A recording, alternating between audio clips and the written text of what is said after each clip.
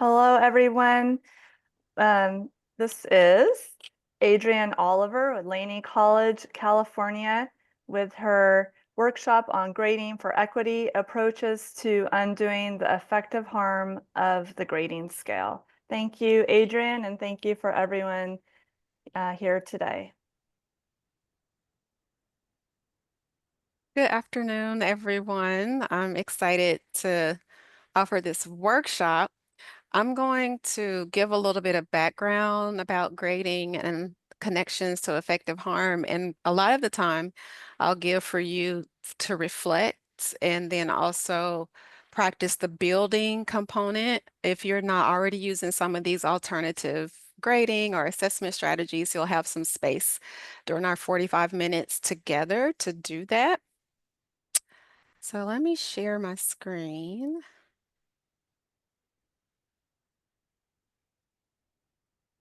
and present. So this is a really quick agenda. We thank you for that introduction, Jenny. I'll share the goals of the workshop and then I want to hear from you just collectively some goals you may have. And I'll talk about what I mean by effective and then give you some time to do some reflections. And then I'll have an example and exercises. And then we'll end. So by affective domain, of course, we're all educators and we know that we mainly teach to the cognitive domain, increasing people's learning and intellectual knowledge of a subject within our discipline. And I'm making a case for centering the affective domain when we think about grades and our grading strategies. And this is borrowing directly from language around Bloom's taxonomy, where we teach to those different domains within the taxonomy. And this is a quick definition just to ground our time together. Teaching with the affective domain in mind in comparison to the cognitive domain centers receiving, responding, valuing, organizing, and ultimately characterizing information, leading to deep learning and real change. And for the sake of our brief conversation on grades, I want to focus on the valuing part of that because we know that sometimes students or we as learners, as a part of this education system, attach our own sense of value to that grade, which sometimes can have harmful effects on our sense of worthiness and value. And that's my case for it. Well, let's start to think about some other ways to discuss grades.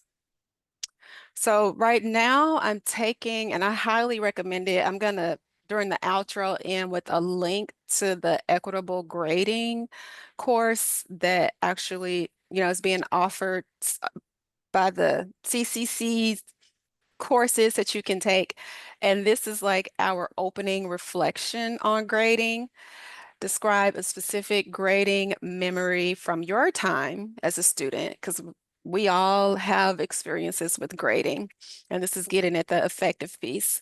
How did that experience impact your learning, your beliefs about yourself as a student, and your feeling about grades? How have your experiences being graded as a student influenced how you grade now? If your job on campus does not include grading, what have you heard from students or faculty about their current experiences with grading? And what do you want your current grading system to do, either in your class or the college as a whole? And does it accomplish this goal? So for the sake of time, let's just focus on question number one. And I want to give you some time to, on a sheet of paper in front of you or in the chat, I'm going to set a timer for 5 minutes and have you do some writing and reflection on grading and your experience and how that impacted your own sense of value and self as a student and your feeling about grades. And before I start the timer, any questions about that reflection piece?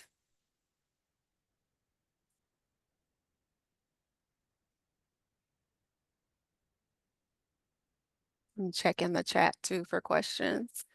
And Kevin, will you let me know if they're I will keep an eye on that. okay? And did you already say where you want people to put these reflections? You can put them either in the chat or in a notebook in front of you. Sometimes handwriting is more accessible in processing memories and experiences, because either way, I'm going to give you a space to share if you handwrite or write in the comment section. And I'll start the timer, 5 minutes starting now.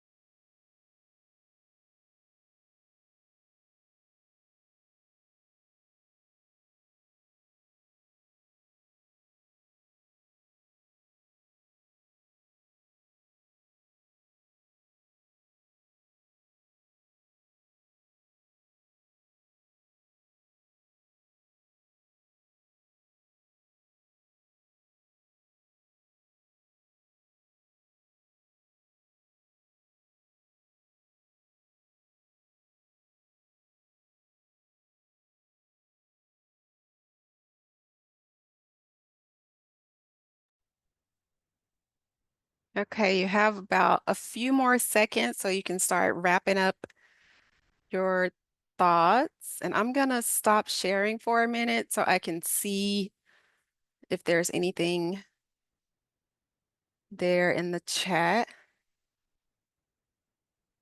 Ooh, we have some really good reflections here. I'll be quiet. We still have 20 more seconds.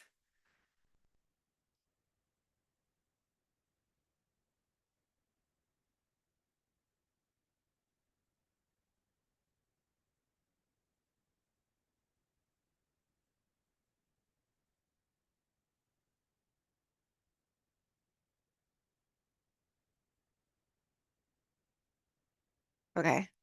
That is time. So I'm just going to read through a few of the reflections here, and then I'll see if anybody wants to share what's not in the chat.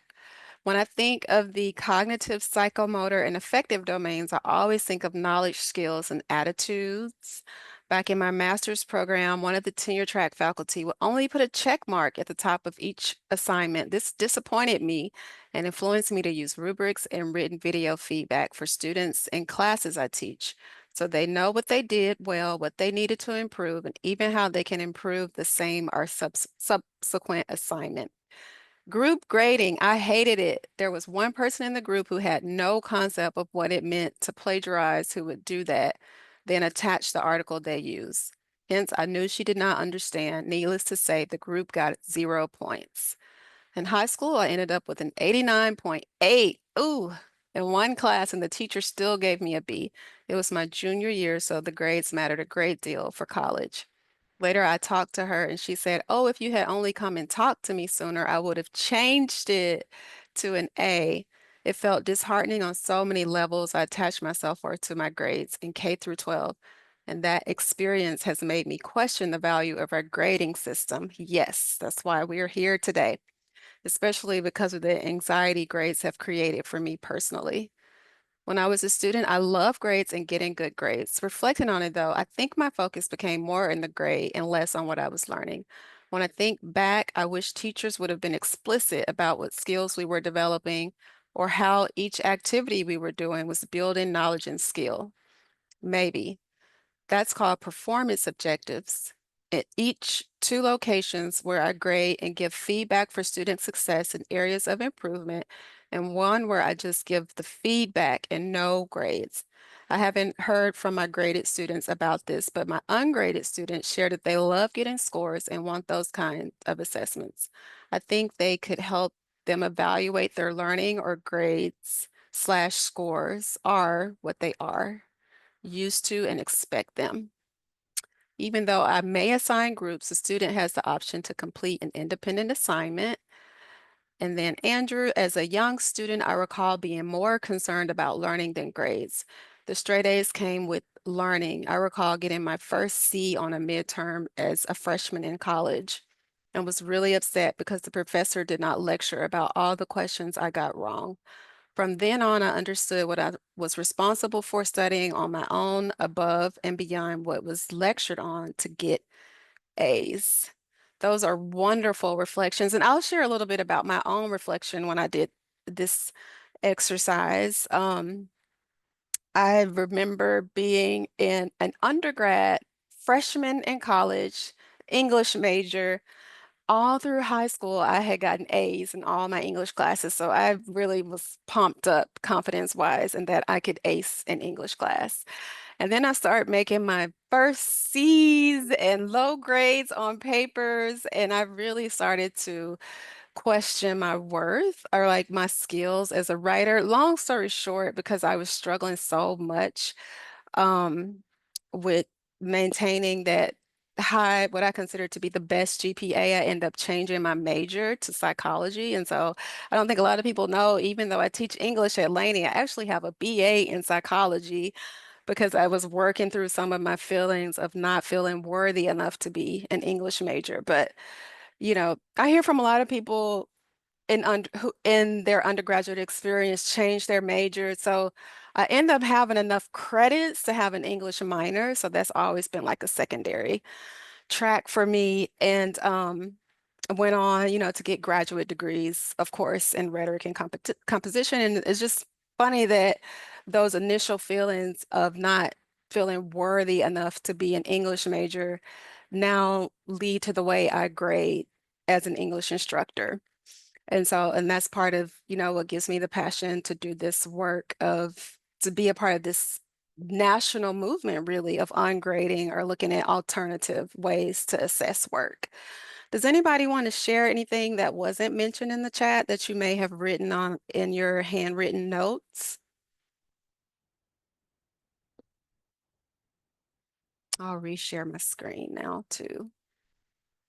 And again, that opening reflection is from a class that's being offered at 1 through CVC on equitable grading strategies. So I just want to give that course credit, and I'll give a link to it at the end of this presentation.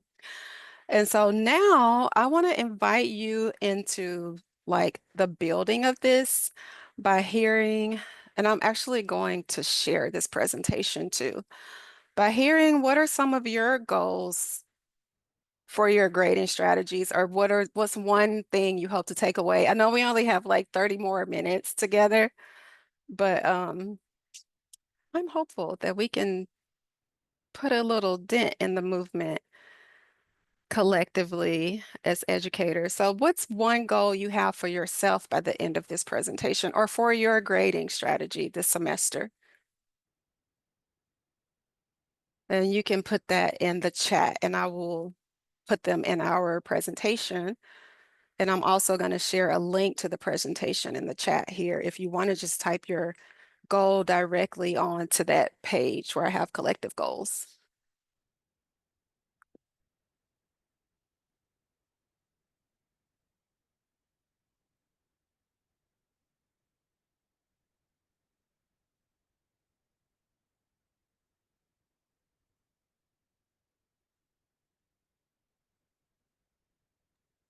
Which slide is that?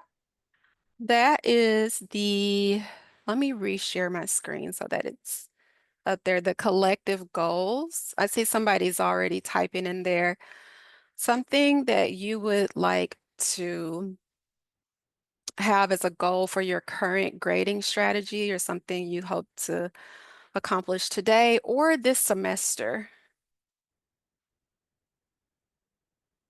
And that's slide number 5.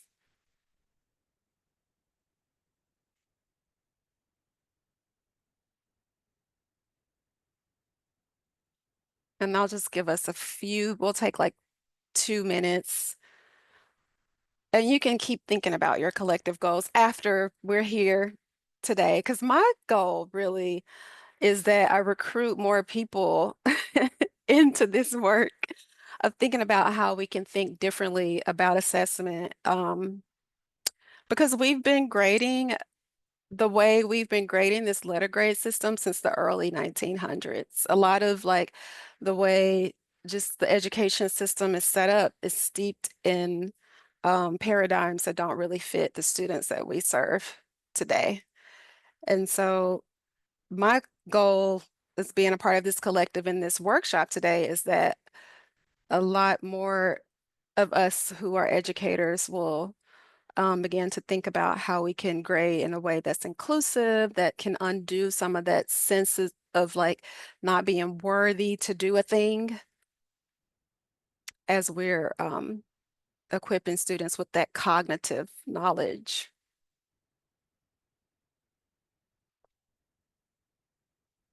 So let's just get like 3 good collective goals, and I think that'd be a good starting point for us. And then I'll share my example of what I'm doing in my classes currently.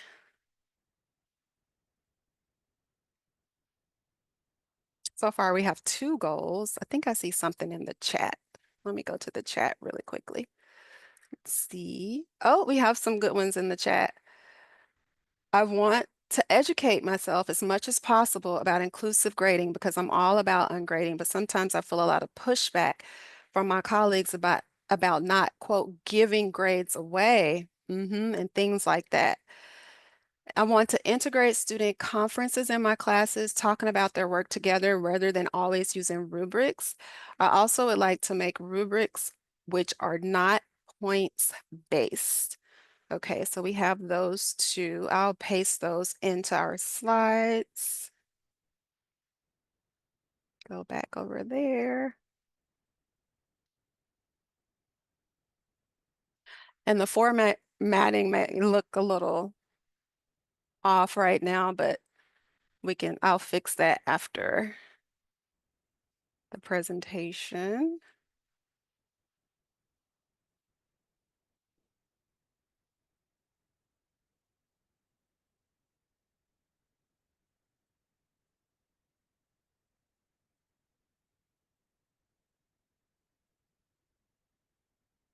And I see one more from Shirley, our alternative method of grading.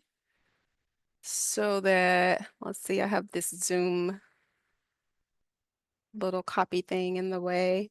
Alternative method of grading. So half class has numerical grades, but other option of pass, fail for the other half. Okay, those are awesome. Awesome goals. Operative working goals for us collectively. So I'm gonna just briefly, for the sake of time, talk about 3 models you can consider. And I highly recommend this book on grading, edited by Susan D. Bloom. And because there's a lot of essays in there that give a lot of different models for what you can do. So what I've adopted is really kind of a hybrid model that I'll share with you today.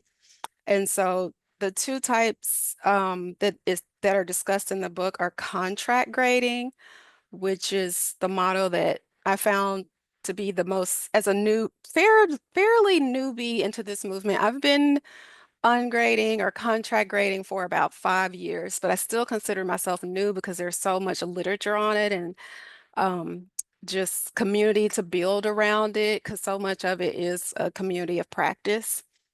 And then somebody referenced this, I think, already in the comments, criterion-based feedback, which is all reflective. Some schools don't have, I think this will have to be done more institutionally, where like the school doesn't operate by grades, but rather just like reflection and narrative feedback and pass fail. And so I found, while we're still operating within, we do submit grades at the end of the semester within that system, contract grading and some kind of hybrid forms of that I feel like are readily accessible or more accessible. And thinking about alternative methods of grading, and then there's also labor-based grading, which falls kind of in line with contract grading. Asal Inoue, who is in composition in my field, has published a book on this and talks extensively about this. I debated on sharing like a link of his address at our composition conference a few years ago, where he talks a little bit more about labor-based grading, and I will maybe put a link in the speaker notes because you all have access to this presentation now, so you can watch that presentation. But it's essentially where you grade based on how much work students do uh, towards what would be an A. But for the sake of time, I'm going to focus my example on contract grading because I realize we're ending at 2:45 in a few more minutes. And so I wanted to give you just a play-by-play of that model underneath those 3 models. So getting at the affective domain, before I even talk about grading at all, the first week of class, I don't, whereas before I was adopting the ungrading, all alternative assessment stance, syllabus, grading, scale, how you're going to get your grade, that was the first week. And I think if we're getting at what students value, like laying the groundwork of this is a space for learning, like it all has value, not even talking about grades yet, even though students are anxious about it. I found that a lot of that first week, I'm doing a lot of re-education and re-grounding into like why we are here, which I know for students, the why for them is to get a grade a lot of times. So it's kind of like reorienting to the why around the value of learning. And so I do start with the student survey the first week. This doesn't really have any survey questions, I realize. Um, but I just wanted to point out that that first week I give a survey and a discussion around, why are you here in terms of um, something other than for getting a grade. And that's their first content related assignment. And I have a lot of questions in this survey to hit the hidden curriculum is to show how much I care about them. I ask them about their learning challenges, what's been their least enjoyable learning experience, how they best learn, anything they want me to know that's not, that hasn't been communicated. And then by the second week, I have the syllabus and then I have this grading contract. And this is an example of contract grading that I also want to give credit to the network of community college learning happening. This is from one of my colleagues at Las Positas College who adopted this from another colleague at a Laney College. So this contract has traveled around. And it states this course uses a form of grading called contract grading, where there are no points, percentages, or letter grades, except for the final grade that you earn at the end. The default grade for this class is a B. That is, if you attend all classes and do all that is required of you and do it reasonably well, you will earn a B. If you do not complete the work or do not complete it sufficiently, then your grade will be lower. If you go above and beyond the course requirements and do exceptional work, you will earn an A. The premise of contract grading is that if you do the work required to earn a B, you will see enormous gains in your learning. Traditional grading systems encourage you to work for points, as if learning were a game whose goal was to get a certain grade. Contract grading redirects your focus. It provides you with the reassurance that if you complete all of the assigned work to a reasonable standard, you will earn at least a B. This can free you up to focus on your learning, not your grade. And I have some examples of what I consider to be B-level work. The checklist below provides a general sense of the effort needed to earn a B in the class. And so I won't read through all of those, but that's just to give you an example of some language you could use. Of course, you could adopt this to fit your discipline. And then I give a little bit of verbiage around to earn an A for the students who are still focused on the A. And I know I have some students who are like, oh, awesome. If I do all the work, I get a B. That sounds good to me. And then some students are like, how do I get that A? So I have that little paragraph there of what constitutes an A. And so my method of grading is considered a hybrid because I still use a rubric. And these were some comments again from my colleagues at other community colleges from students who have said, I loved contract grading. It honestly helped me focus on the quality of my work rather than just completing a checklist. This was my first experience with contract grading and it made for a less stressful class experience. I find myself worrying constantly about grades in other classes, which actually leads me to not doing well. And so I have developed a system where students know if they've met the contract, if they've exceeded the contract, which is like the A, or if they're below the B level, it's kind of a low pass. And this has even changed since I started doing this 5 years ago. And I'm constantly thinking about what can I do? Because even the term low pass, now I'm moving towards maybe I could do something like approaching, but that's for next semester. And I, encourage you to think about language that could get at that sense of value. So, but this is just a starting point. So students know when they see a complete on an assignment, that means it's in the A range. If they see a meets on an assignment, that is in the B range. Or meeting the contract. If they see a low pass on an assignment, they know that that's in the quote unquote C range. And students who have like a series of missing assignments or low passes, those are usually the students at the end of the semester who end up with a D mark. But I've had way less students in the D category. Most students are getting Bs and Cs and As now since I've started adopting this model. And one thing, the reason why I have check mark and EX and X is because Canvas doesn't play very well with this contract grading method. So I've had to develop my own grading. You know how in the grade settings you can add your own kind of grading scheme in the types of grades that it does overall. I've had to develop my own way of communicating to Canvas that this is what's happening. And so I've, and I'll, will share that with you too after this session is students will see a literally see a check mark. This semester, I even added emojis to it. So there's an emoji for the check mark, and then I have a pen for the meets and like an X for the low pass. So that's what they see when they click on their grades page. And so I want to stop there now to give you a chance to come up with your own system because I realized everybody may be in different disciplines. And, we may have some science, some math people, some more comp people. What disciplines is everybody in? And I see some examples there about exemplary, proficient, developing, needs improvement. That's awesome. I use not yet for incomplete work to harness the growth mindset. Love it. So we have biology and the languages. So you'll see on the next slide for exercises, it's time to practice. This is the building phase of our workshop. So you can add a slide to the presentation now. Everybody has editing privileges.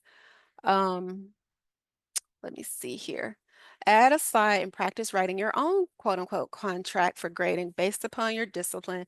Feel free to use the example that I've provided, and you may also use this time to write a reflection on grading or post a summary of your opening reflection on grading, which a lot of you already did in the comments.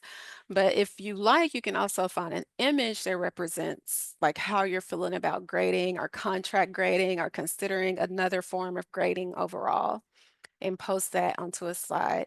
So right after, I tried to do like a blank, yes, right after this blank slide, you can add a new slide and then practice coming up with something similar to this. Like what, if you were going to take out grades and you were going to communicate to students on your syllabus that in my mind, this constitutes a B or a passing grade in my class. So as long as you're doing this, you know you're passing my class.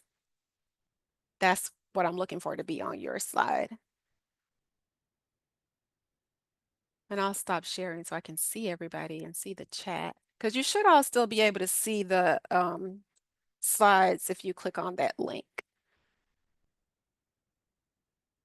And again, I'll give you another 3 minutes. I wish we had a little more time, but this is kind of the flash round of thinking about grading for equity. But I'm going to set a timer to give you 3 minutes to come up with an example.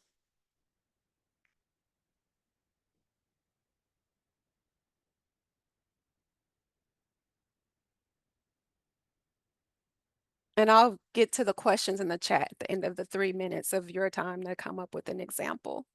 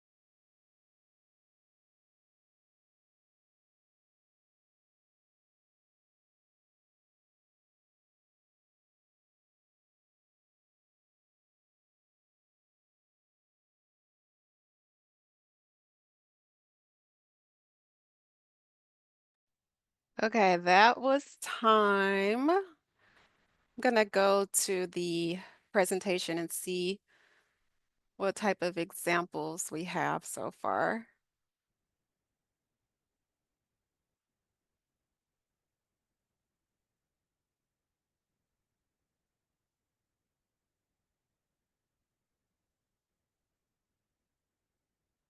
Okay, does anybody have any ideas for how you might adapt this or adopt this model for your own discipline? I see earth science. I've been on grading for a while, but I'm considering switching to contract. So I appreciate the ideas. Awesome.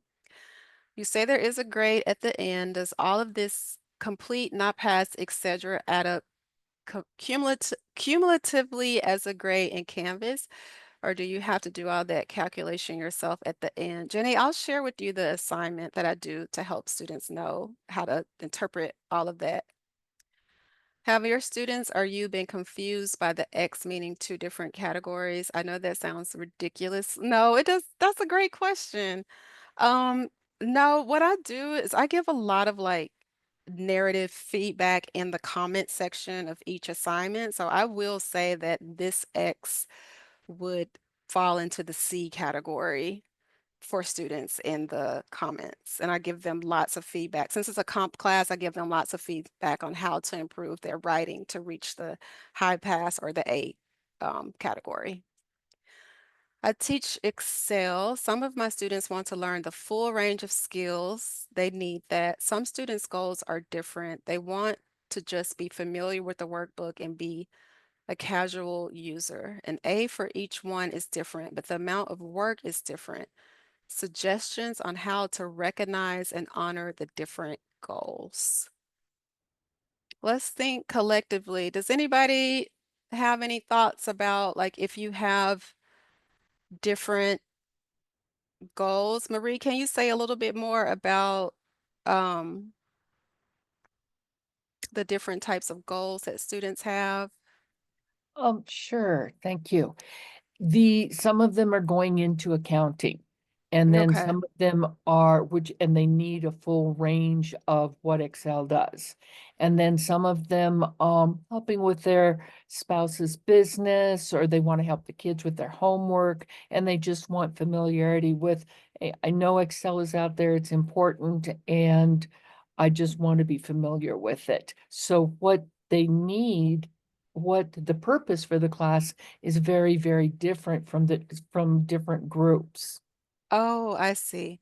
And well, maybe it's like they choose which path they want to pursue throughout the semester at the beginning. And then you can say, similar to that bulleted list that I have for this is a B, this is what I consider to be a B.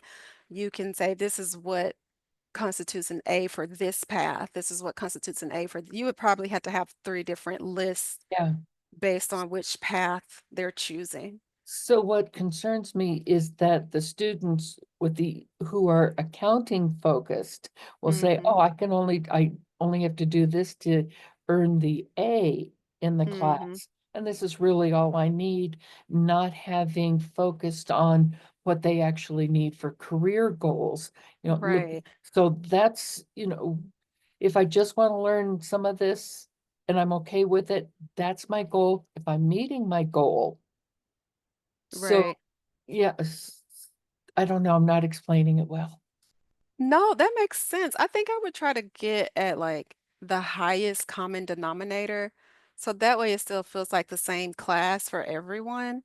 Like, what does the accountant need that will still be applicable to the everyday person, if that makes sense? Thank And you. I want to, you're welcome. Before we run out of time, I want to share this to answer Jenny's question. Um, how I calculate the grades at the end of the semester. Of course, now I have too much stuff open. Let me find it. So I do this 2 times throughout the semester. I have a representative percentage of all of those checks and X's and what they mean. This is an assignment that students do called Grade So Far, representative percentage of your progress.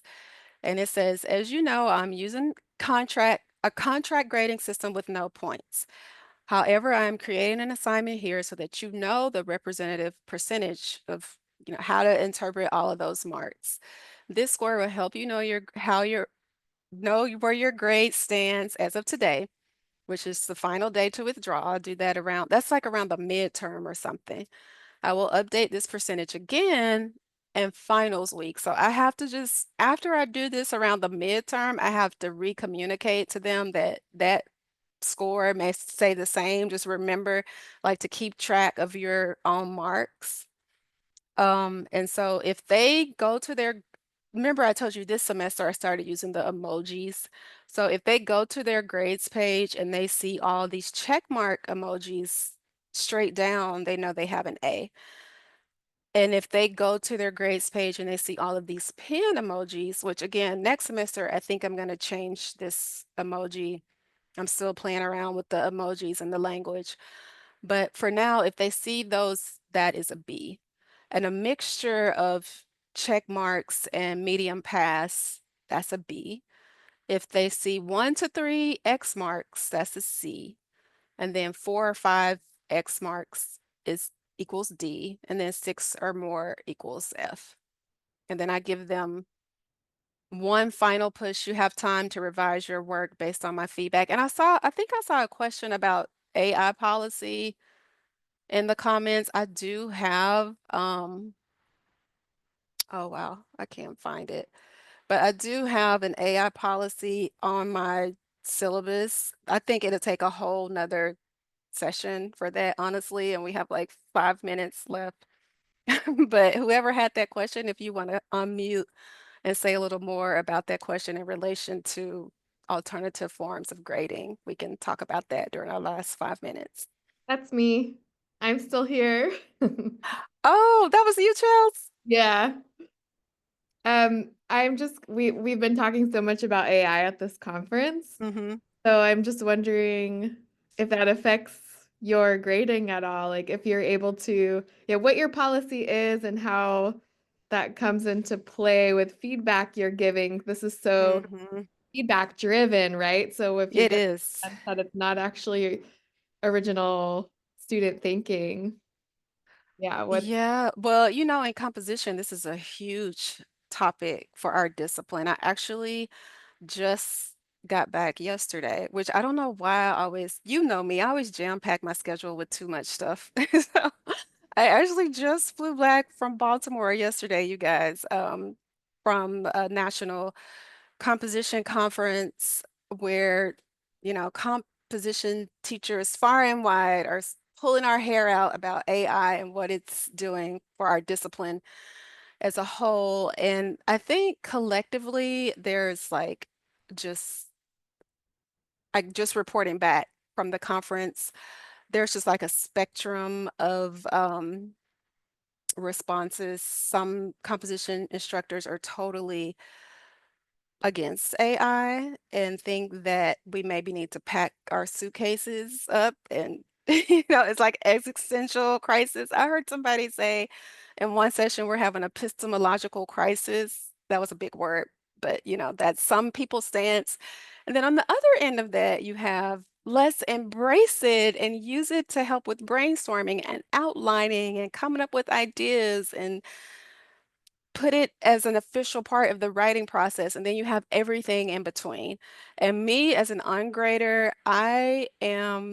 since I've already been doing so much calls for revision in this, stance as a grader, that it's opened up more conversations about process. Because after teaching composition for 20 years, of course, I can tell when something is AI generated. So I will say in my feedback, it may be a medium pass or a low pass, depending on how egregious, students have been with using AI. And I'll say, I would love to meet with you during office hours to go over your writing process for this. This sounds a little bit like it could use more of your voice and experience, something like that. And I have a whole list of comments that I'm in real time this semester generating in response to, just instances of when I suspect that it's AI generated work. And we're over time. Sorry for going over the time. Thank you for the reminder. But can I just share this one more thing really quickly? And it's in the presentation. And that's a link to this repository of ideas that I have created as part of my sabbatical project. It's and I'm going to put a link to this presentation in there. You all are you all are invited to join the equity repository. And there's some more information on just grading from an equity mindset, thinking about your positionality, reconciling the educational debt. And now I'll add this module about equitable grading and all of the resources that I talked about today. And then also the link to the course from @1 is here, equitable grading strategy. And I want to give them credit for that opening reflection, which I think is beautiful, and encourage you all to consider that course as well. Thank you. Thanks so much, Adrienne. That was a wonderful, eye-opening presentation and discussion, and inspiring me, and I'm sure everyone, to continue thinking about ungrading and how to be more equitable with our grading. And so I'm going to end the recording here. Yeah? All Yep. right. Thanks so much. Bye, everybody.